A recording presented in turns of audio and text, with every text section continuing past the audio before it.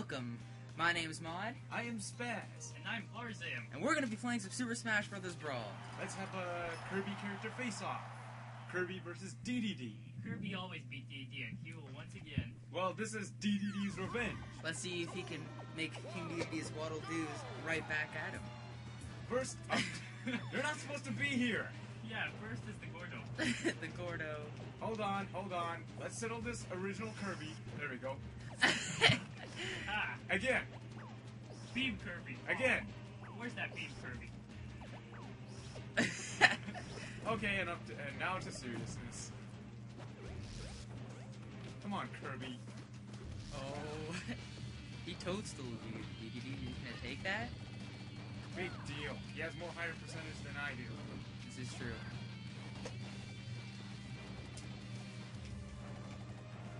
What the heck? In theory, DDD should be able to easily beat Kirby. So, Damn it. but then there's the R-ZIM factor. Yeah, that's right.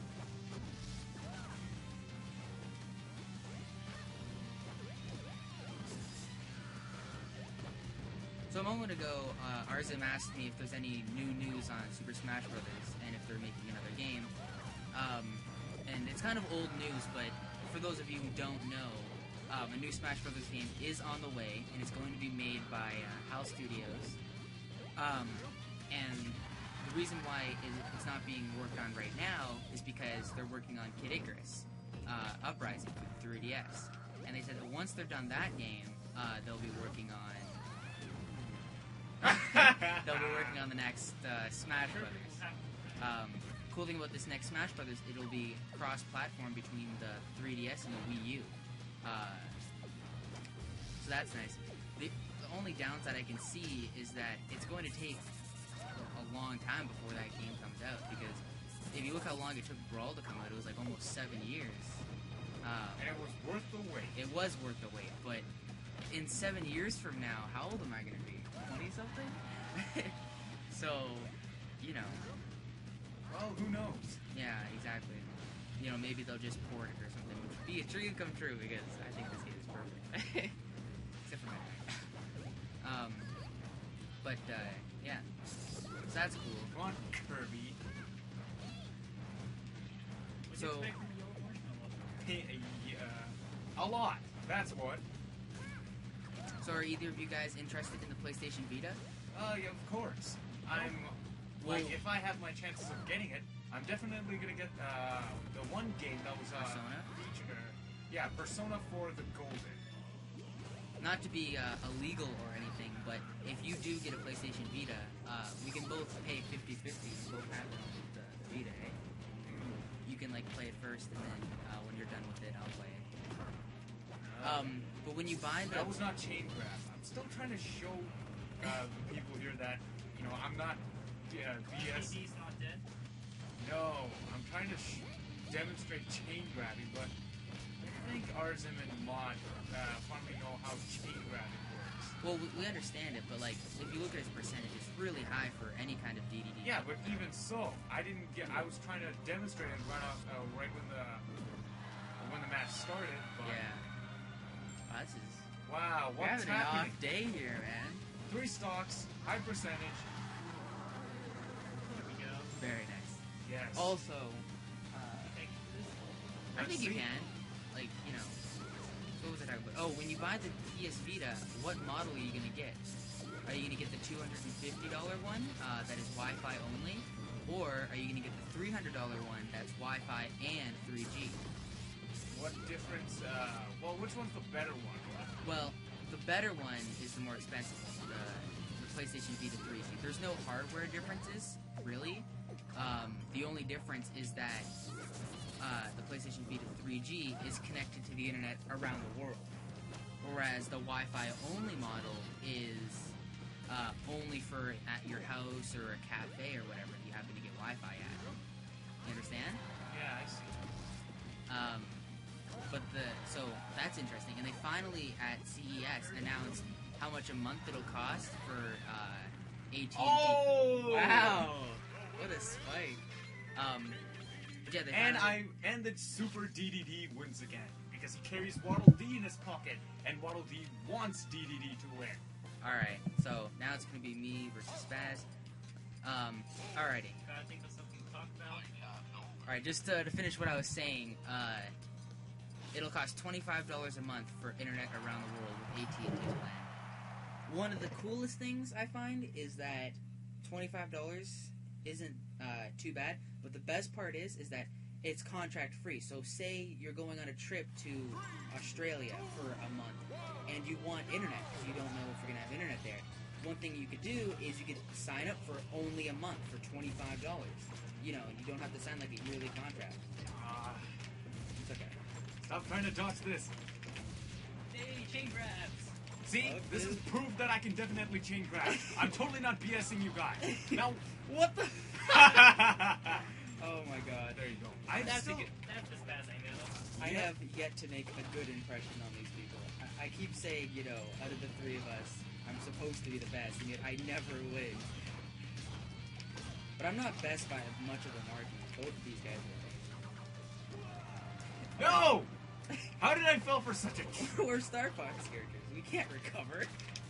Of course, because they have to fall so hard. Damn it, Fox! Why do you have to fall? I mean, what's weighing you down? Yeah, why is Fox so heavy? Falco? Falco's about the same. He's a bird, and he's like he has just enough weight to fly.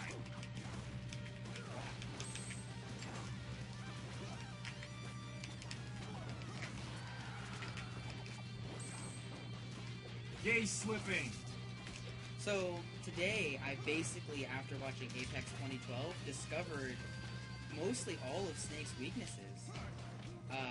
In the past, I thought that Snake was some kind of invincible defense wall with unbelievable attack power, but after watching Apex, I figured it out. This Snake can't do much in the air. I mean, like, in the right hands, obviously, he can do, you know, amazing. But against most people, it's almost impossible for him to get the timing right for his recovery and his aerial play.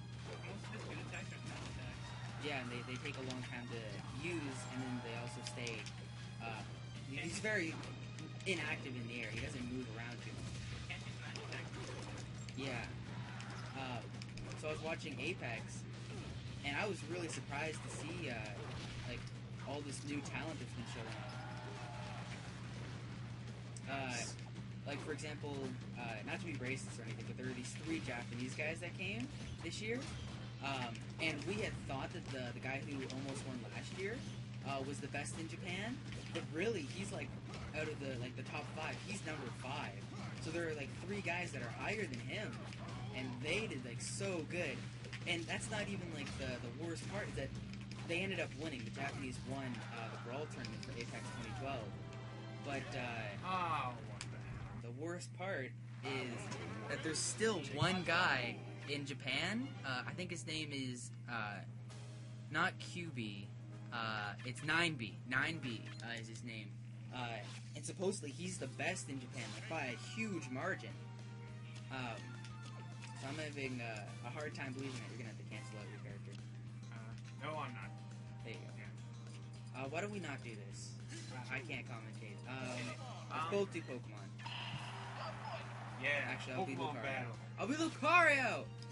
Why? I want to play as Venusaur. Don't you mean Charizard? I accidentally chose Venusaur Oh. instead of Charizard. Why not Jigglypuff? This Jigglypuff is balls, man. Oh Literally. yeah, what happened to the invincible Puff back in Melee? And not so OP anymore.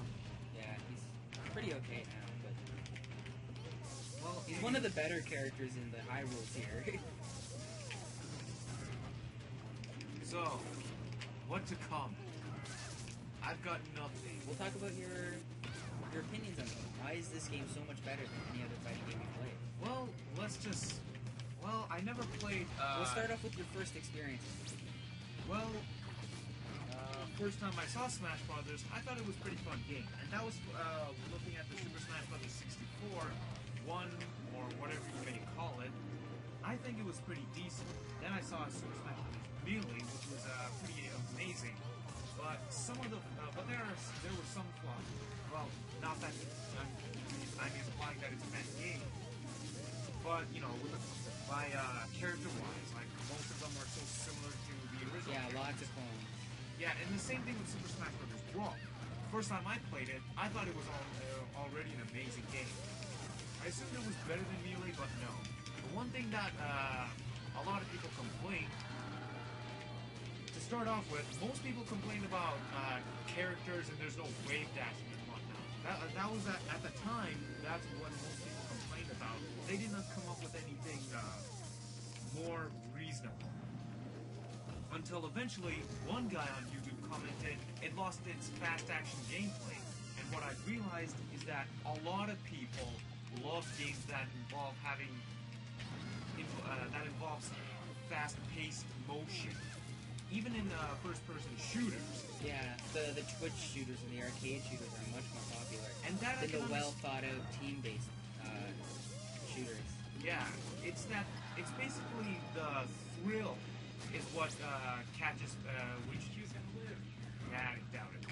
What was I saying? It was the thrill that people felt, which makes it think that games with that force you to move faster and have better reactions are the kind of games which are most fun. See, why I think Brawl is much better than Melee, like on like a scale from like Brawl is like 10 and like Melee is like a 9.5, is that with Brawl, if you make one prediction, if you make one, guessing what the opponent's gonna do, it's not worth anything. You have to do hundreds of perfect predictions to be able to play the game.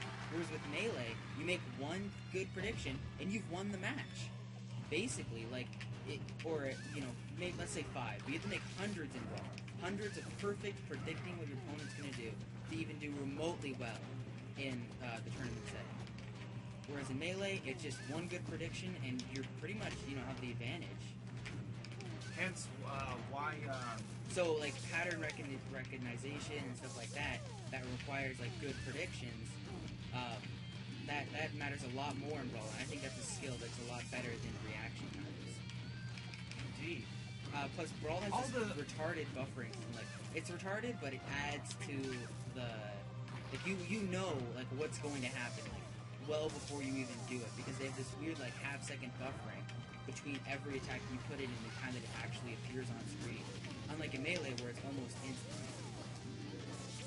All the same, this is basically our opinion about the two games.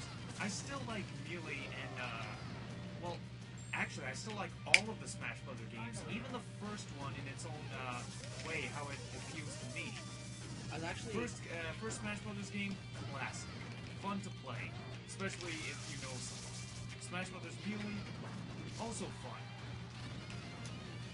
Plus, although another one of my friends does has Melee, I sort of wish I played with it more often, just to see how all the techniques work.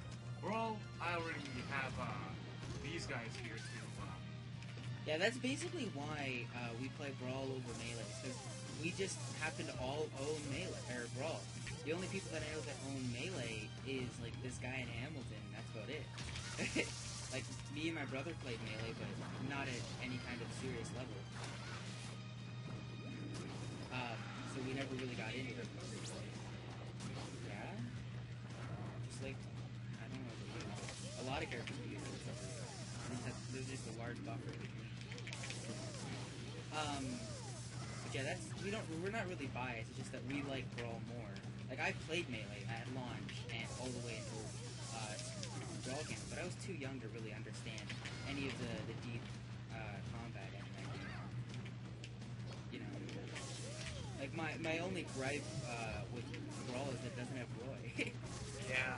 Like, why have his theme but not him? Like, come That on. makes no sense when I first unlocked his theme.